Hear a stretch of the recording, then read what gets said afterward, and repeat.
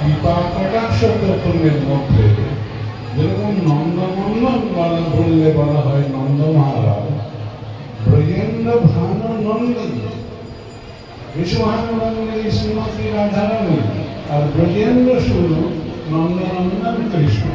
কেবল কমা নয়, রাধারানী কোনো অংশে কমা নয়। তদনন্তরকালে তাকে কত বড় ধনী সেটা বিচারান্ত গাভীগণের দ্বারা।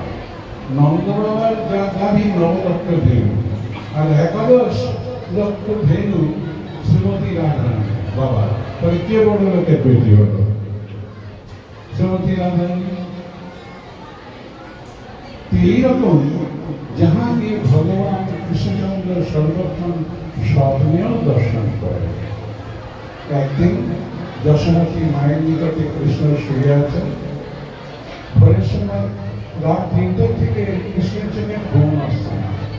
মা বলছেন, ওরে ঘুমাচ্ছিস কেন? ঘুমিয়ে পড়। মা গো মা, আমার ঘুম আসছে না। কেন রে ঘুম আসছে না কেন? মা, তুমি আমার একটা বিয়ে করিয়ে দেবে, তাহলে তোমার অনেক কাজ কম হবে, তুমি অনেক কাজের সুবিধা হবে, সে আমার সব কিছু করবে। বলে বাপরে ভাই, এটুকু ছেড়ে কত ভেতরে তা মেয়ে দেখেছিস কি তুই? বলে হ্যাঁ গো মা, ওই দক্ষিণ দিকে বিশ্বভানু মহারাজ একটা মেয়ে আছে, খুব সুন্দর। তো ওদের সঙ্গে যদি তুমি বিয়ে করিয়ে দাও, তখন তুই আমার একটা মাত্র ছেলে, তোর বিয়েতে বিশাল বড় প্যান্ডেল করতে হবে, কত লোকজন, তোর বন্ধু বান্ধব আত্মীয় স্বজন সবাইকে ডাকতে হবে, আর না থেকেই বিয়েটা এমনি হয়ে যাবে। আচ্ছা না গো মা, বিয়েটা আগে হয়ে যাক না, বিয়ে হয়ে যাক, তারপরে একদিন লোকটা খুব বড় করে উৎসব করে দেবে। কেন জানো, তাও ভাই আছে না, খুব হিংসে করে, বলতে তো দাদা খুব হিংসে করে।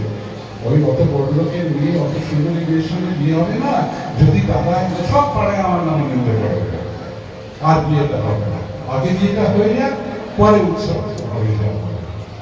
তাই যথারীতি নন্দনগঞ্জের ঘর থেকে বিশ্বভানু মন্দিরে, বিশ্বভানু মন্দিরের ঘরে দেখার জন্য লোক পাঠানো হয়েছে, সেখানে গিয়েছে। যার পরে এখন বিশ্বভানু মহারাজের ঘরের থেকে ছেলের বায়োডাটা চেয়েছে। ছেলে তোমার কি করে, কি করে খাওয়ায়, বাড়ি কোথায়, কি করে? তখন কৃষ্ণ শর্ট নোটে লিখছেন, সাকিন বৃন্দাবন, পিতা নন্দলাল। তো কি করে খাও? বৃত্তিটা কি? বৃত্তি নারী মনোকরণ ইতি বাক্যান্বয়।